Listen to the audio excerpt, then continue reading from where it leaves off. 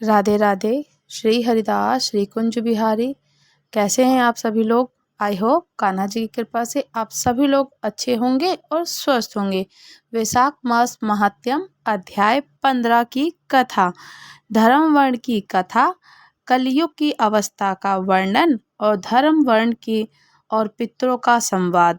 वैशाख की अमावस्या की श्रेष्ठता। मिथिलापति ने पूछा, ब्राह्मण, इस वैशाख में कौन कौन सी तिथियां पुण्यदायिनी हैं?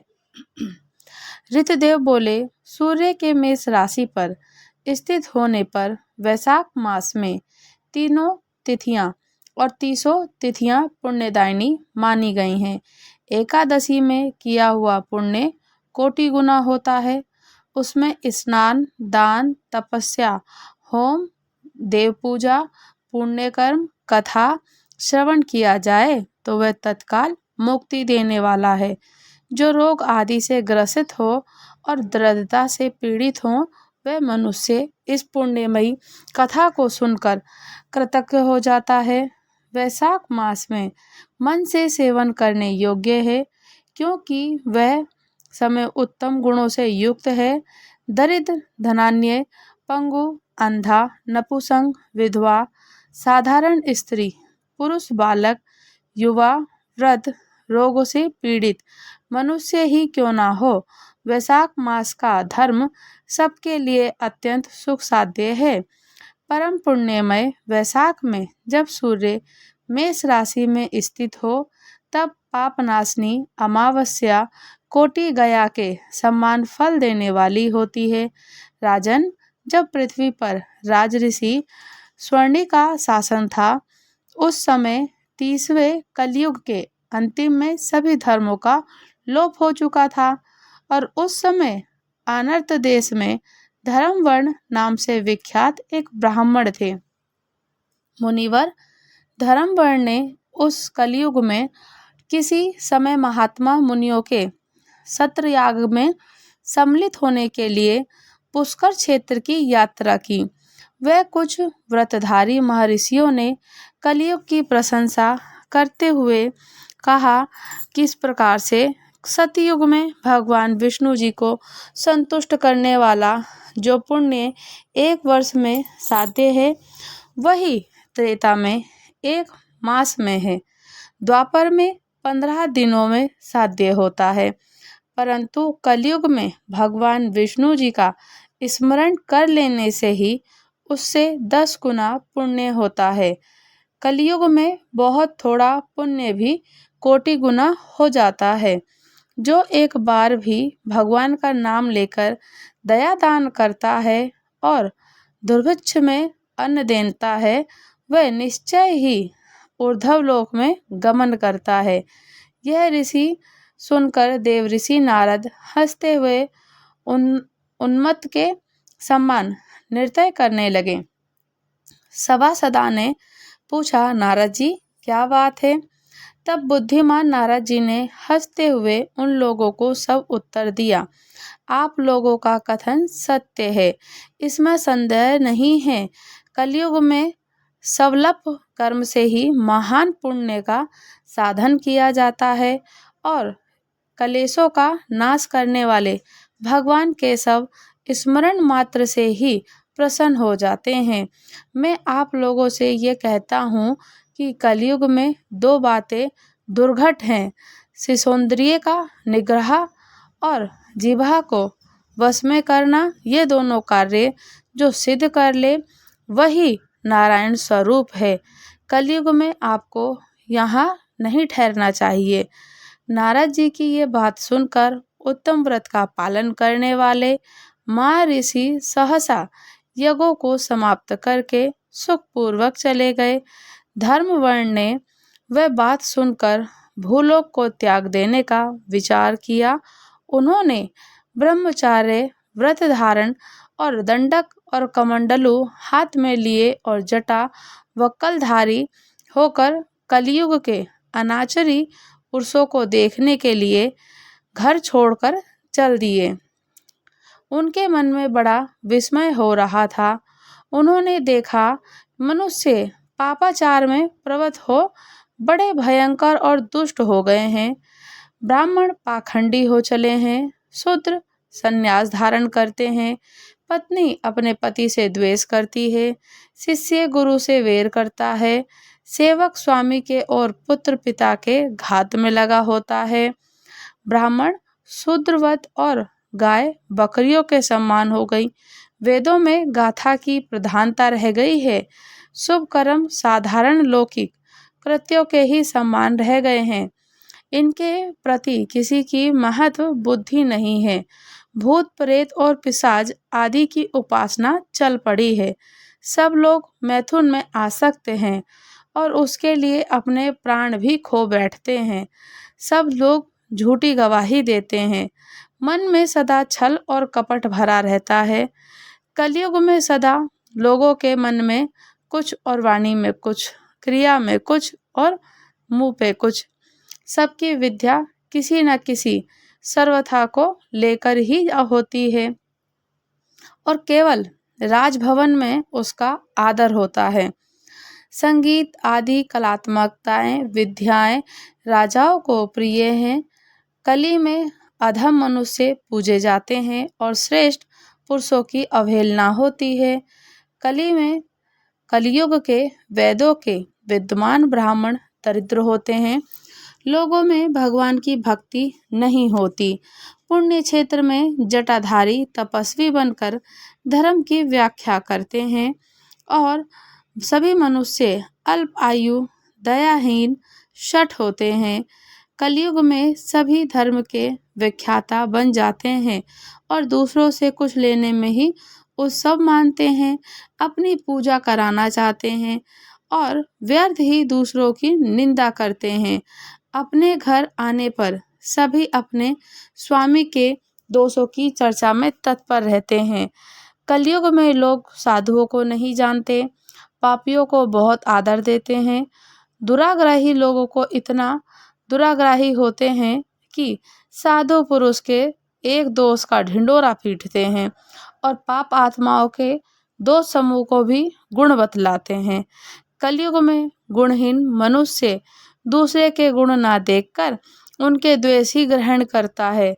जैसे पानी में रहने वाला जोंक प्राणियों के रक्त को पीती है ना, उसी प्रकार से जल नहीं पीती, तो इसी प्रकार जोंक धर्म से संयुक्त हो मनुष्य दूसरे का रक्त चूसता है।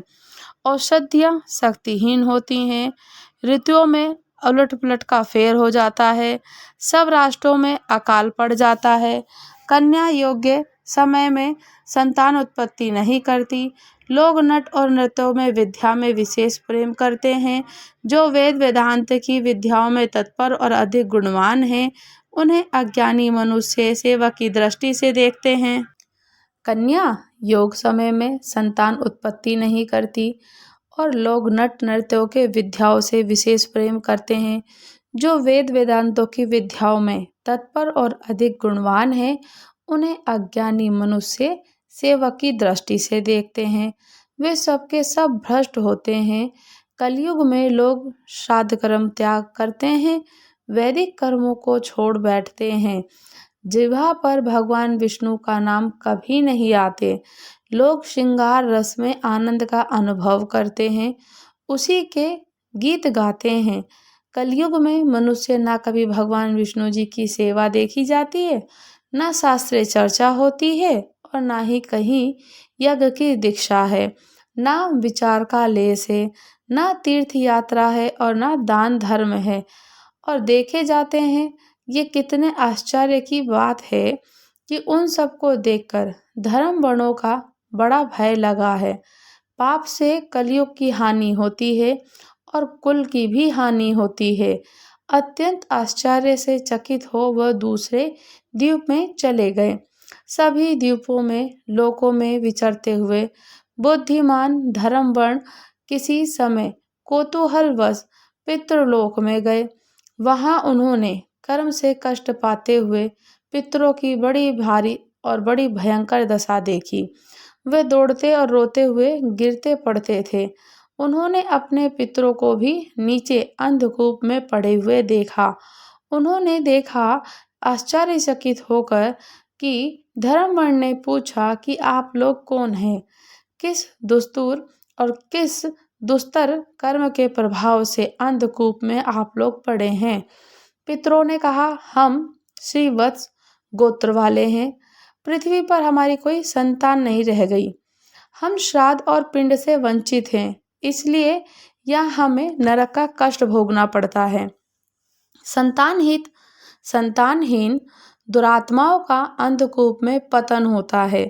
हमारे वंश में एक ही महायशस्वी पुरुष हैं जो धर्म वर्ण के नाम से विख्यात हैं, किंतु वह विरक्त होकर अकेला घूमता फिरता अपने गृहस्थ धर्म को नहीं स्वीकार किया करता। वह एक ही तंतु हमारे कुल में अवशिष्ट है। उसकी भी आयु क्षीण हो जाने पर हम लोग घोर अंधकूप में गिर पड़ेंगे, जहाँ से फिर निकलना कठिन होगा। इसलिए तुम पृथ्वी पर जाकर धर्म वर्ण को समझाओ। हम लोग दया के पात्र हैं। हमारे वचनों से उसको ये बताओ कि हमारी वंश रूपा दुर्वा को काल रूपी चूहा प्रतिदिन खा रहा है। सारे वंश का नाश हो गया, एक तुम ही बचे हो। जब तुम भी मर जाओगे तब संतान परंपरा न होने के कारण तुम्हें भी अंधकूप में गिरना पड़ेगा। इसलिए गृहस्थ धर्म को स्वीकार करके संतान की वृद्धि करो। इससे हमारी और तुम्हारी दोनों की ऊर्ध्व गति होगी। यदि एक भी पुत्र वैशाख, माघ और कार्तिक में हमारे उद्देश्य से भगवान और स्नान, श्राद्ध, दान करेगा, उसे हम लोगों की ऊर्ध्व होगी और नरक से उद्धार हो जाएगा। यदि एक पुत्र भी विष्णु का भक्त हो जाए तो एक भी एकादशी व्रत रहने लगे, यदि एक भी भगवान विष्णु की पापनाशक श्रवण करे, उसकी 100 बीती हुई पीढ़ियों का 100 भावी पीढ़ियों का उद्धार होता है।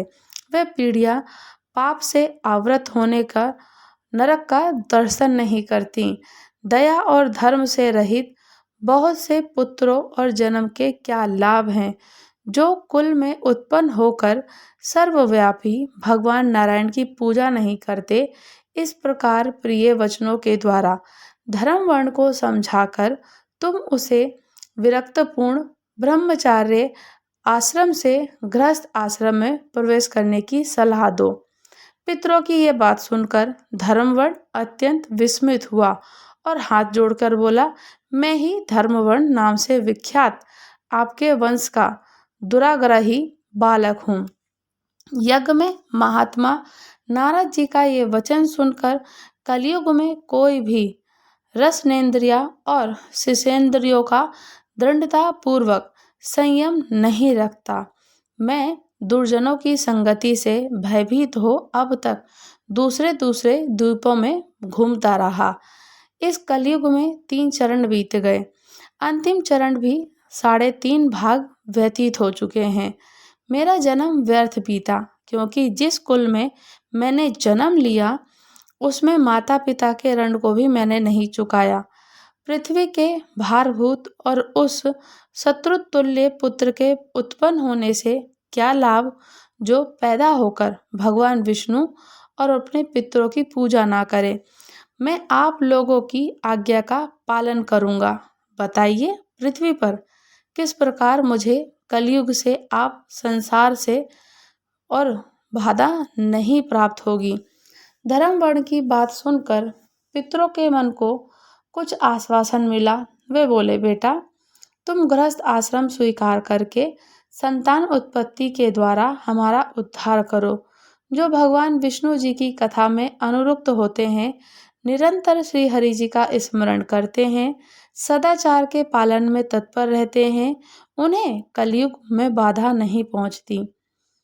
जिसके घर में शालिग्राम, उशिला की और महाभारत की पुस्तक हो, उसे भी कलयुग में बाधा नहीं दे सकता।